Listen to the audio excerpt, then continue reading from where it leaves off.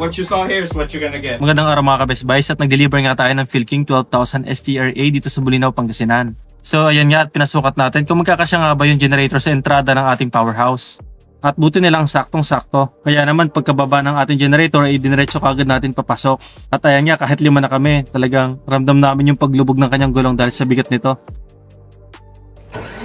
Ito nga in-start ko na yung generator at ginamitan natin ng pinagbabawal na technique. So yan ang diskarte mga ka-Best Buys kapag mababa yung battery, i-choke mo yung engine. Magandang araw mga ka-Best Buys. So nandito tayo ngayon sa pinakadulo ng Pangasinan. So ang exact location natin ay Patar, Bulinaw, Pangasinan. So ang resort na dinilibera natin mga ka-Best Buys yung Snapping Turtle. So ito yung crates nila. So ito yung unit na binili ng ating kliyente na si Sir Jonathan. Philking 12,000 STRA. So ayan yung mga amenities na meron dito sa Snapping Turtle.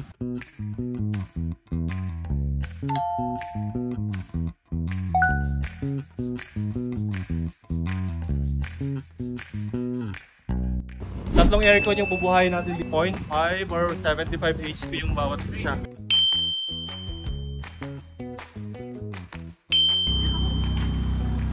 So ito nga at meron tayong standing power na 1.7 kW. Masyadong mababa.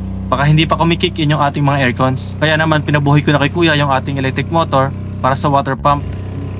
Ayun nga at minadagdag naman na 1 kW. From 1.7 naging 2.7. Wala pang 3 kW samantalang ang rated capacity ng ating generator ay 10 kW.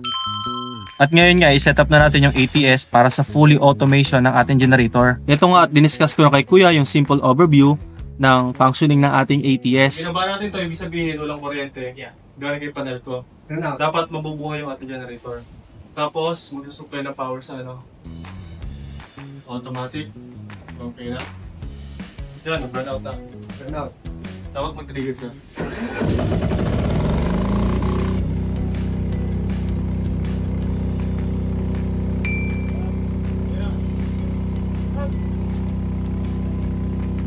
So ito naman yung scenario kapag bumalik na yung power ng distribution utility o yung kanilang panel ko, kung saan kusa dapat mamamatay yung ating generator.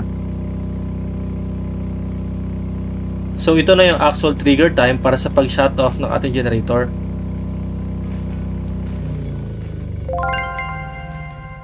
I guess the last scenario, if this fails, can you show him how this is done? Ayun, kung sakali na hindi ito gumana, ang gagawin natin, tatanggalin natin to. Ang setup namin dito mga ka-Best Buys, meron tayong automatic transfer switch at meron ding manual transfer switch na pang backup kapag nagkaroon ng problema yung ating ATS.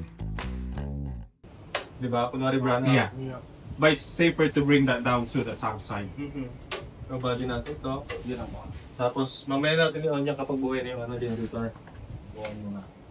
Ngayon, dahil naka-manual ka naman, pwedeng ibaba mo muna yan. Kasi breaker ng ano to eh, ng generator.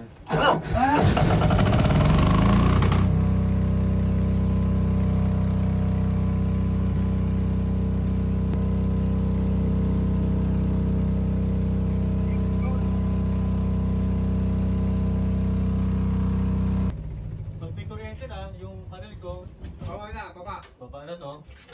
Taas mo yan, dalawa. Fail man ito, lagi naka-backup to sa.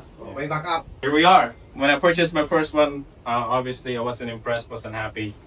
It wasn't explained the way it's supposed to be. The rated power was what they told me, but when I started using it, wasn't.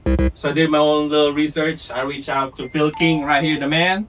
And it's actually, what it says is actually what you're gonna get from his product. Some other competitor out there, I'm not gonna mention their name, they say it's 12,000, it's not what it is. Other reason why I went with him, customer service. He stayed a couple of hours just to get everything working for us. And that's a big deal to me. Shout out to Philking, the whole group. Shout out to all my friends down in Las Vegas, all my GE employees. Shout out to you guys. Come visit Snapping Turtle. And if you need a generator, don't hesitate to reach out to Philking. Snapping Turtle, this resort. Para mga ka-Best Buys, ayan. Para sa inyo mga orders, comments, suggestions, ay maaari kayo mag-text tumawag sa aming cellphone number na magpaplastic sa inyong screen. Bisitahin namin Facebook, YouTube, and TikTok for more videos. And he's truly a genuine guy to me. Out of everything else, products great, customer service top notch. Maraming salamat, sir. Take care.